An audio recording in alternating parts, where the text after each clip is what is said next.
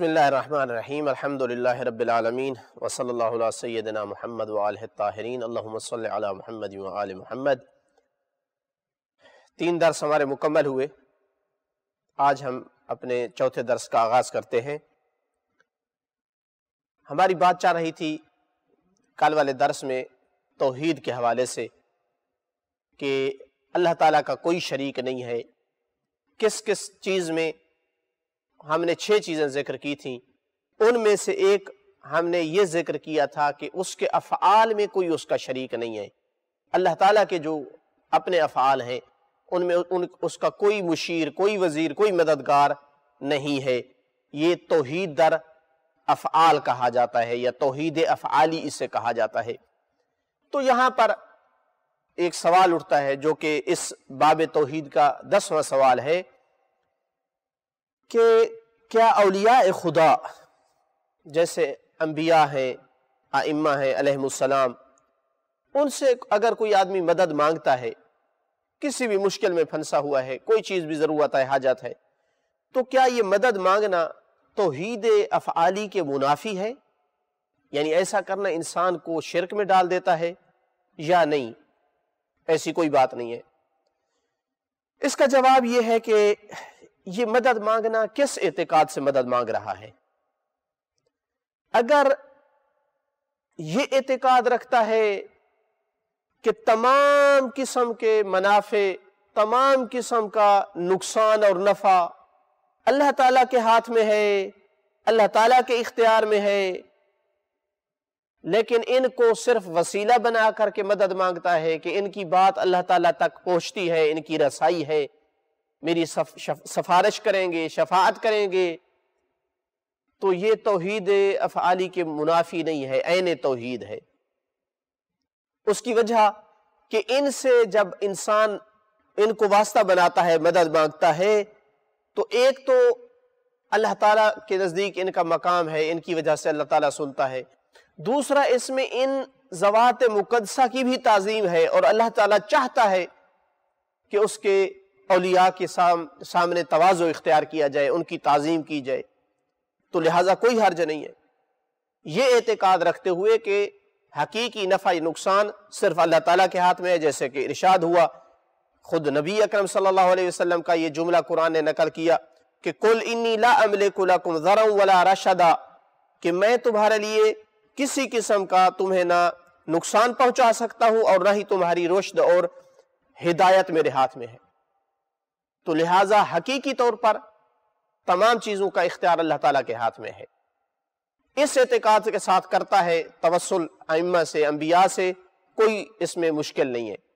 लेकिन अगर कोई बंदा ये इस एतकाद से किसी इमाम या नबी को बुलाता है कि सब कुछ इनको अल्लाह ताला ने दे दिया है, इनके हाथ में है अब सब कुछ, अल्लाह ताला के पास कुछ नहीं है, तो ये अकीदा तौहीद तफवीज़ कहलाता है और ये इंसान तौहीद अफ़आली नहीं रखता है बल्कि मुशरिक है। और इस पर आइम्मा अलैहिमुस्सलातु वस्सलाम ने अपने ज़माने में ऐसे लोगों पर लानत की है और उनसे अपनी बराअत का जो है वो इजहार किया है। जबकि जो तवस्सुल के कायल लोग हैं उनका तो कुरान में जिक्र है, बल्कि कुरान ने हुक्म दिया इस तरह के तवस्सुल करने का, जिस तरह के इरशाद बारी ताला हुआ, वलौ अन्नहुम इज़ ज़लमू अनफुसहुम जाऊका फस्तगफरुल्लाह, कि अगर वो जब उन्होंने जुल्म किया अपने नफ्सों पर, यानी गुनाह और मासियत की, अगर वो तेरे पास आते और अल्लाह से इस्तिग़फ़ार करते, वस्तग़फ़र लहुमुर रसूल, और रसूल भी उनके लिए इस्तिग़फ़ार करते, यानी तेरे पास आकर तुझे कहते कि या रसूलुल्लाह हम भी अल्लाह से तौबा कर रहे हैं, आप भी हमारे लिए इस्तिग़फ़ार करो। ये मदद तलब करना है रसूलुल्लाह से कि हमारी हेल्प करो, कि तुम भी अल्लाह ताला से हमारी सिफारिश करो कि हमें बख्श दे। तो फरमाया अगर ऐसा करते लवजदुल्लाह तव्वाबर रहीमा, तो अल्लाह ताला को बहुत बड़ा तौबा कबूल करने वाला और रहम करने वाला पाते। तो गुनाहों की माफ़ी तलब करवाना रसूलुल्लाह से, हकीकतन ये रसूलुल्लाह से मदद मांगना है। तो जब इस इतने बड़े काम में, चूंकि बहुत बड़ा काम है, इंसान के बड़े बड़े गुनाह रसूलुल्लाह सल्लल्लाहु अलैहि वसल्लम के कहने से अल्लाह ताला माफ कर दे, تو جب اس طرح کے کام میں نبی پاک سے مدد مانگنا قرآن کی نگاہ میں شرک نہیں ہے بلکہ عین توحید ہے، تو اس کا مطلب ہے کہ ہم کہہ سکتے ہیں کہ توسل کے طور پر کسی امام یا نبی سے مدد مانگنا یہ قرآن کا دیا ہوا نظریہ ہے، یہ توحید افعالی کے منافی نہیں ہے۔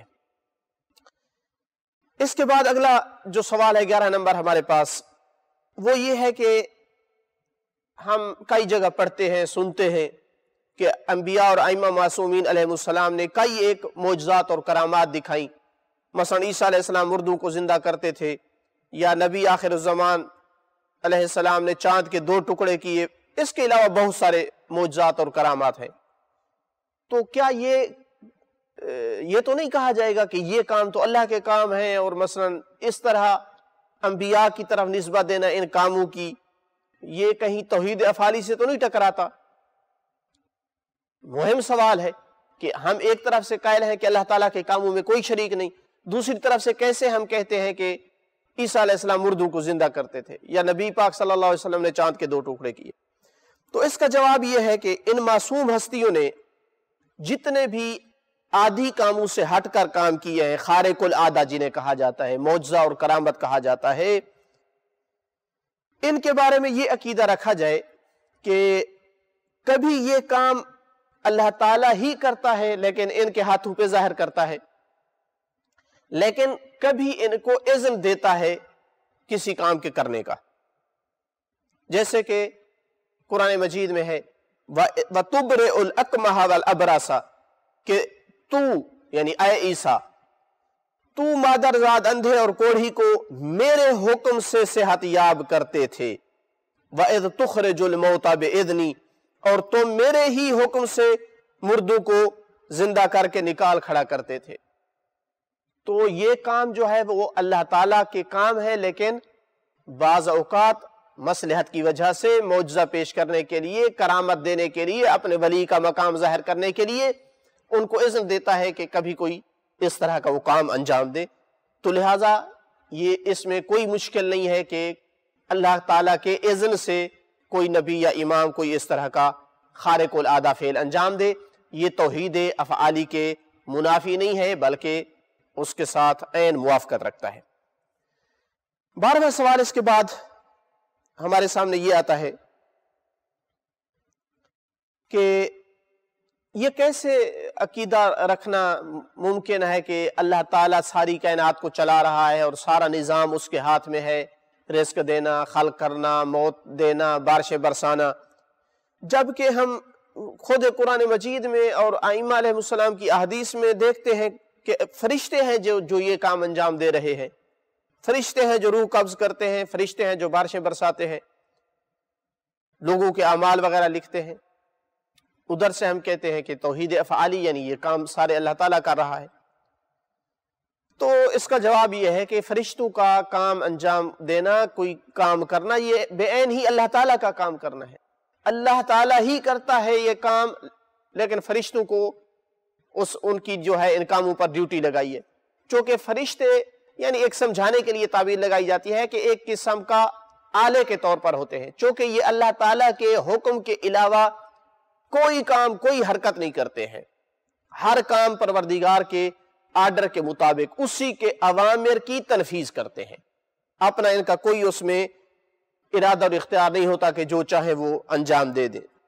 تو اللہ تعالیٰ نے ساری ذمہ داریاں ان کے اوپر ڈالی ہیں، اور یہ اللہ تعالیٰ کی دی ہوئی طاقت اور اس کے اذن سے جو ہے یہ کام انجام دیتے ہیں، لہٰذا حقیقی جو مرکز ہے ان افعال کا وہ اللہ تعالیٰ ہی ہے۔ ارشاد باری تعالیٰ ہوا لا یعصون اللہ ما امرہم ویفعلون ما یؤمرون کہ ملائکہ اللہ کے حکم کی نافرمانی نہیں کرتے اور صرف وہی کرتے ہیں جس کا اللہ تعالیٰ کی طرف سے انہیں حکم دیا جاتا ہے۔ 13 نمبر سوال یہ ہے اسی سے مربوط کہ کیا اولیاء خدا جیسے کہ انبیاء ہیں، ائمہ علیہ السلام ہیں، ان کی قبور کی زیارت کرنا، ان کی خوشی کے دنوں میں خوشی منانا، ان کی مصیبت کے دنوں میں مصیبت اور غم کا اظہار کرنا جیسا کہ ہم کرتے ہیں، یہ ان ہستیوں کی عبادت تو شمار نہیں ہوتی؟ یہ جو پہلے ایک دو سوال تھا وہ توحید افعالی سے تھا، یہ سوال توحید عبادی سے ہے، عبادت میں توحید۔ تو کیا یہ کام کرنا، ان کی قبور پہ جانا، زیارت کرنا، یا ان کی مصیبت میں مصیبت کرنا، خوشی میں خوشی منانا، یہ کیا ان کی عبادت تو نہیں ہے؟ تو اس کا جواب یہ ہے کہ ہرگز ایسا نہیں، یہ انتہائی غلط فکر اور ٹیڑھی عقل کا جو ہے وہ نتیجہ ہے کہ ایسے کاموں کو یہ اللہ کی عبادت کے مقابل ان ہستیوں کی عبادت شمار کیا جائے۔ اس کی وجہ یہ ہے کہ یہ ہستیاں، اس میں کوئی شک نہیں ہے کہ اللہ کی محبوب ترین ہستیاں ہیں، اور یہ جیسے جب زندہ تھے تو اپنے ذات کے ذریعے سے لوگوں کو اللہ یاد دلوایا کرتے تھے، تو دنیا سے جانے کے بعد بھی ان کی قبور، ان کی مزارات مقدسہ اللہ کی یاد کا ایک ذریعہ ہے۔ یہاں آ کر کتنے لوگ ان کی قبور کی زیارت کر کے توبہ کرتے ہیں، استغفار کرتے ہیں، اللہ کی عبادت کرتے ہیں۔ یہ زمین کے وہ ٹکڑے ہیں جہاں سب سے بڑھ کر اللہ کی عبادت کی جاتی ہے۔ تو کتنی غلط فکر ہے کہ کوئی کہے کہ ان ہستیوں کی زیارت کرنا یہ اللہ کی عبادت کے ساتھ شریک کرنا ہے۔ تو لہٰذا اللہ تعالیٰ اپنے خاص بندوں کی تعظیم کو پسند کرتا ہے، اور ان کے ذریعے سے جب اللہ کو لوگ یاد کرتے ہیں تو اس کو بھی اللہ تعالیٰ پسند کرتا ہے۔ تو حقیقت یہ ہوا کہ ایک مسلمان جب ان کی زیارت کرتا ہے تو وہ اللہ کو راضی کرنے کے لیے کرتا ہے، وہ اللہ کی عبادت کر رہا ہے، ان کی عبادت نہیں ہے۔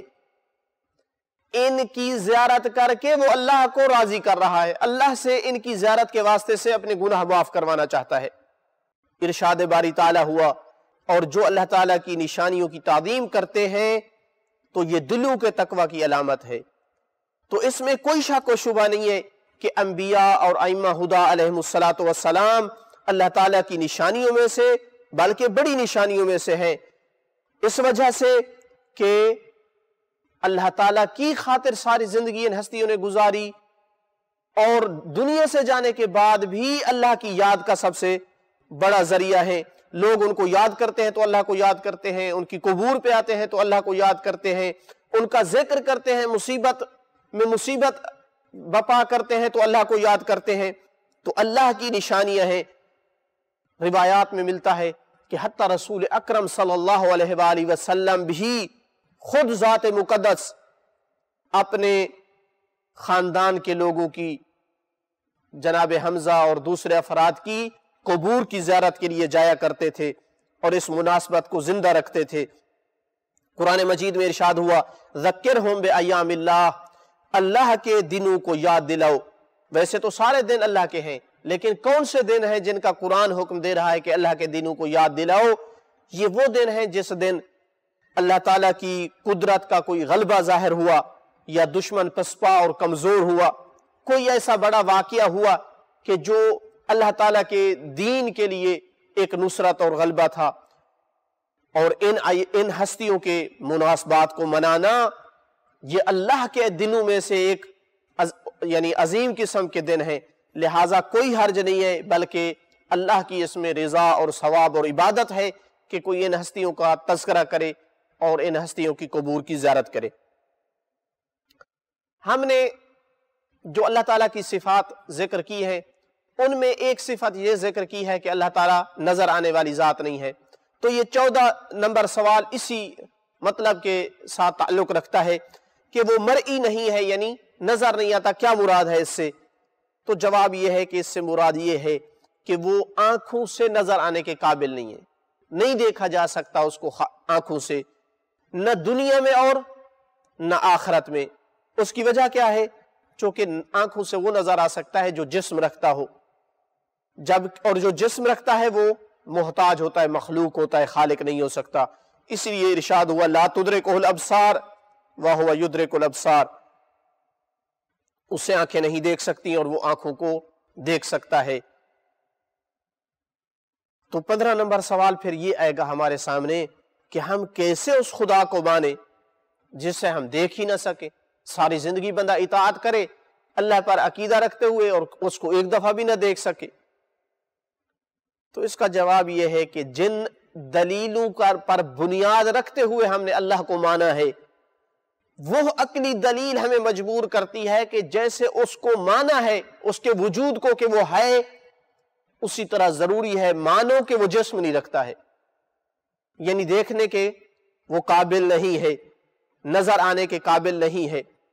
وہی عقل ہمیں اس بات پر مجبور کرتی ہے، کیونکہ جو چیز نظر آتی ہے وہ جسم رکھتی ہے، اور جسم رکھنے والی ذات خالق نہیں ہو سکتی، چونکہ جسم اپنی اجزاء کا محتاج ہوتا ہے، جسم ایک جگہ میں محدود ہوتا ہے، جسم کے وہ سارے عوارض ہوتے ہیں جو جسم والے مخلوقات کے ہوتے ہیں۔ قرآن مجید نے جو ہے وہ اللہ تعالیٰ کو کسی شے کی مشابہت سے بھی پاک قرار دیا ہے۔ اگر وہ جسم رکھتا ہوتا تو وہ دوسرے جسموں کی طرح ہوتا، جبکہ قرآن کہتا ہے لیسا کمثلہ شیء، کہ اس کی مثل کوئی چیز نہیں ہے۔ تو لہٰذا ضروری ہے کہا جائے کہ اللہ تعالیٰ ہے اور ایسا ہے کہ وہ نظر آنے کے قابل نہیں ہے۔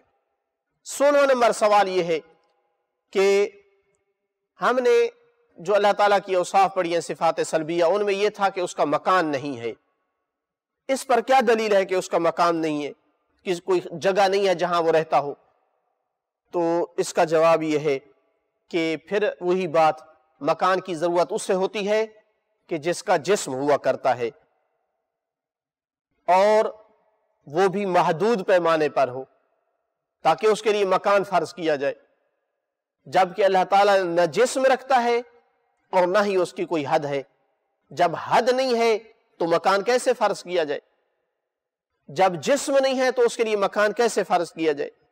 ارشاد باری تعالیٰ ہوا وَهُوَ الَّذِي فِي السَّمَاءِ إِلَٰهٌ وَفِي الْأَرْضِ إِلَٰهٌ، وہ تو ہر جگہ معبود ہے، آسمان ہوں اور زمین ہوں، ہر جگہ وہ معبود ہے۔ وَهُوَ مَعَكُمْ أَيْنَمَا كُنْتُمْ، تم جہاں بھی ہو وہ تمہارے ساتھ ہے۔ تو جو ہستی ہر جگہ موجود ہے اس کا مکان فرض نہیں کیا جا سکتا ہے۔ 17 نمبر سوال ہمارے سامنے یہ ہے کہ صفات سلبیہ میں جو ذکر کیا گیا ہے کہ وہ محل حوادث نہیں ہے، اس سے کیا مراد ہے؟ تعبیر تھوڑی سی مشکل ہے، محل حوادث نہیں ہے۔ اس کی تفسیر یہ ہے کہ اللہ تعالیٰ ایسی ذات نہیں ہے جس میں کوئی تبدیلی رونما ہو سکے، جس طرح ہمارے اندر ہوتی ہے کہ وہ کبھی جوان ہو اور کبھی بوڑھا ہو جائے، کبھی صحت مند ہو اور کبھی مریض ہو جائے، کبھی غصے میں ہو اور کبھی خوش ہو، کبھی ناراضگی کی حالت میں ہو۔ یہ سارے عوارض، یہ حالتیں، یہ اللہ تعالیٰ میں نہیں ہوتی ہیں۔ وجہ کیا ہے؟ کیونکہ یہ حالتیں اس میں رونما ہو سکتی ہیں جو کامل نہ ہو، جس میں نقص ہوتا ہے، وہ نقص اس کا پورا ہوتا ہے مختلف حالتوں سے، جبکہ اللہ تعالیٰ غیر محدود ہے، ہر طرف سے کمال ہے، کوئی اس میں نقص نہیں ہے، کوئی حد نہیں ہے۔ یہ ایک بات، اور دوسرا یہ بھی ہے کہ یہ حالتیں اس ذات پہ آ سکتی ہیں جو محدود ہوتا ہے، جبکہ پروردگار غیر محدود ہے۔ جو محتاج ہوتا ہے اس پر یہ حالتیں آتی ہیں، اللہ تعالیٰ محتاج نہیں ہے، تو لہٰذا اس قسم کی تبدیلیاں اس کے حق میں متصور نہیں ہیں۔ 18 نمبر سوال یہ ہے کہ ہم قرآن مجید میں پڑھتے ہیں کہ اللہ تعالیٰ بعض لوگوں سے بہت محبت کرتا ہے، بعضوں پر غضبناک ہوتا ہے، بعض کاموں کو وہ پسند کرتا ہے، بعض کاموں کو ناپسند کرتا ہے، تو پھر ان کا کیا معنی ہے؟ ادھر سے آپ کہتے ہیں کہ اس پر کوئی حالتیں جو ہے مختلف پیش نہیں ہوتی اس کی ذات پر، ادھر سے یہ بھی ہے کہ ہم قرآن مجید میں دیکھتے ہیں کہ اللہ تعالیٰ محبت بھی کرتا ہے، اللہ تعالیٰ پسند بھی کرتا ہے، اللہ تعالیٰ غضب بھی کرتا ہے۔ ہاں یہ ہے، لیکن اس کا معنی یہ نہیں ہے کہ جیسے بندہ غضب کرتا ہے اور چہرہ اس کا لال ہو جاتا ہے، یا مثلا زیادہ خوش ہوتا ہے تو مثلا ہنس رہا ہوتا ہے، یہ معنی نہیں ہے۔ کیا معنی ہے؟ معنی یہ ہے کہ اللہ تعالیٰ کسی سے محبت کرتا ہے، یعنی اس کو ثواب دیتا ہے، اس پر راضی ہوتا ہے، اس کو ثواب دیتا ہے۔ غضبناک ہوتا ہے کسی پر، اس کا معنی یہ ہے کہ اس کو رحمت سے دور کر لیتا ہے۔ کسی کام کو پسند کرتا ہے، اس کا کیا معنی؟ یعنی اس کا حکم دیتا ہے کہ یہ کرو۔ کسی کو ناپسند کرتا ہے کسی کام کو، اس کا معنی یہ ہے کہ اللہ تعالیٰ اس سے منع کرتا ہے، روکتا ہے، یہ مراد ہے۔ 19واں نمبر سوال اور یہ اس باب دوسرے باب کا آخری سوال ہے، وہ یہ ہے کہ وہ کسی میں حلول نہیں کرتا۔ اس سے کیا مراد ہے؟ ہم نے صفات سلبیہ میں پڑھا ہے کہ اللہ تعالیٰ کسی میں حلول نہیں کرتا ہے۔ اس سے مراد یہ ہے کہ وہ ذات کسی اور ذات میں نہیں اترتی ہے اس طرح سے کہ وہ دو ایک ہو جائے، کیونکہ اس سے یہ لازم آتا ہے کہ اعاذ باللہ اللہ تعالیٰ محدود ہے، ایک اس کی حد ہے معین جس وجہ سے وہ کسی اور میں سما جاتا ہے، جبکہ وہ ذات لا محدود ہے۔ اور یہ عقیدہ جو ہے عام مسلمانوں میں سے کوئی نہیں رکھتا ہے۔ جاہل قسم کے جو صوفی ہیں وہ اس عقیدہ کے قائل ہوتے ہیں، جبکہ یہ باطل عقیدہ ہے کہ اللہ تعالیٰ جو ہے وہ ان صوفیوں کے اندر جو ہے حلول کرتا ہے اور وہ جناب دونوں ایک ہو جاتے ہیں۔ یہ منحرف قسم کے جو صوفی ہیں وہ اس عقیدہ کو رکھتے تھے۔ اللہ تعالیٰ اس سے مبرأ اور منزہ ہے کہ وہ کسی ذات کے اندر سما جائے۔ آج کا درس ہم اسی پر اختتام کرتے ہیں۔ اس کے بعد اگلا درس جو ہے وہ ہمارا انشاءاللہ تیسرے باب میں ہوگا جو کہ عدل کا باب ہے۔ والحمدللہ رب العالمین۔